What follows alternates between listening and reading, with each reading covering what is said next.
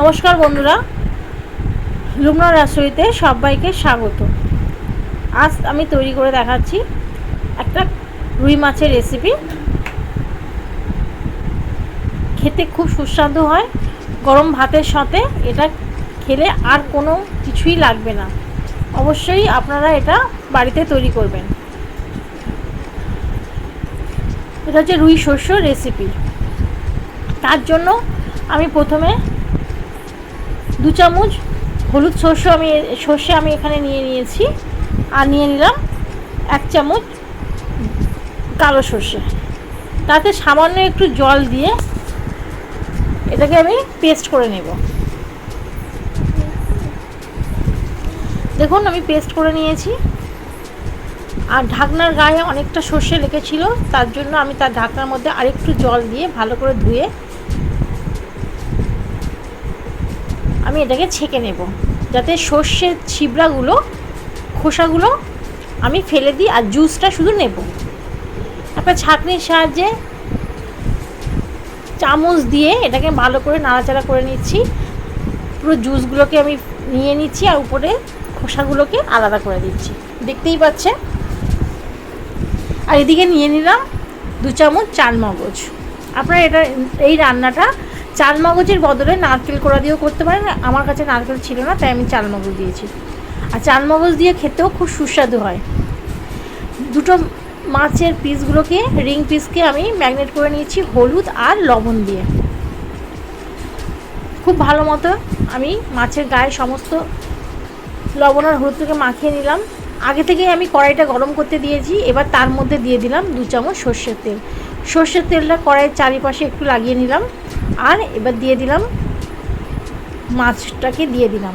একটু হালকা করে ভেজে নেব, খুব কড়া করে ভাজবো না। খুব কড়া করে মাছ ভাজলে, মানে একটু লাল লাল করে মাছটা ভাজলে মাছের স্বাদটা চলে যায় আর মাছটা শক্ত হয়ে যায়।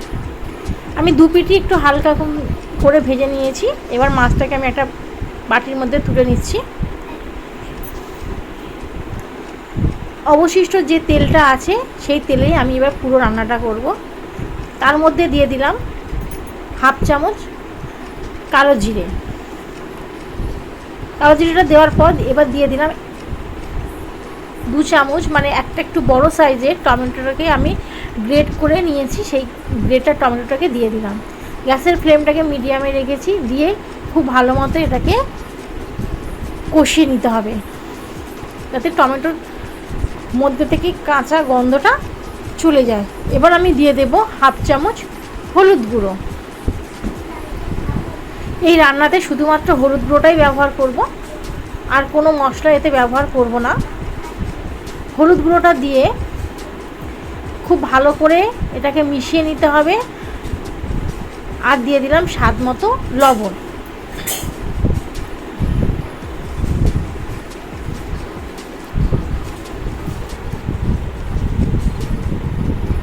দেখুন লবণটা দিয়ে ভালো করে নাড়িয়ে নিচ্ছি, আর মশলা থেকে তেল ছাড়তে শুরু করে দিয়েছি। আর মশলাটাও পুরো দানা দানা হয়ে গেছে, তার মানে মশলাটা খুব ভালো করে কষানো হয়ে গেছে।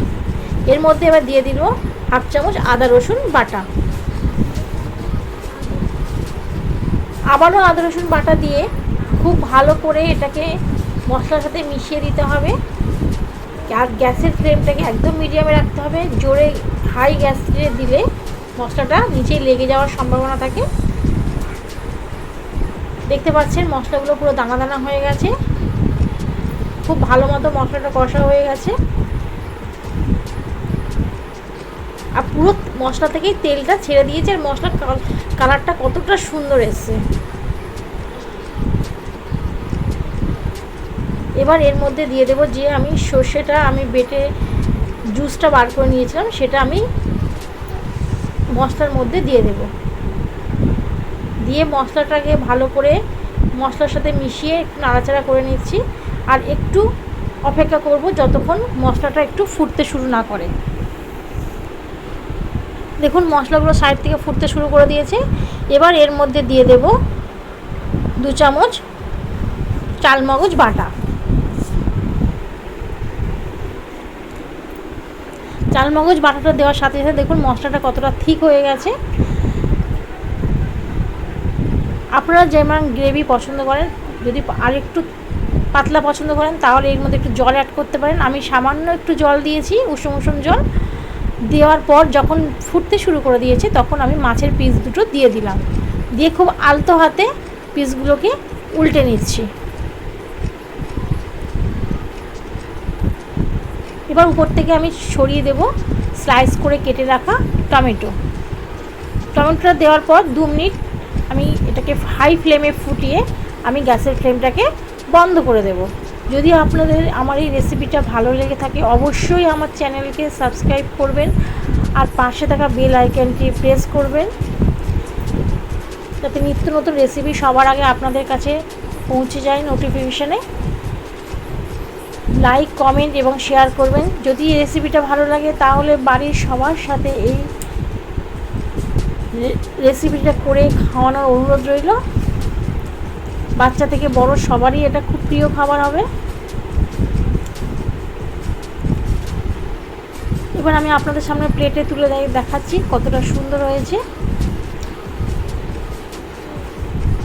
দুপুরে গরম গরম ভাতের সঙ্গে এই রেসিপিটা খুবই ভালো লাগবে। আমার এই ভিডিওটি সবার সঙ্গে শেয়ার করার অনুরোধ রইল। আর এই ভিডিওটি প্রথম থেকে শেষ পর্যন্ত দেখার জন্য ধন্যবাদ।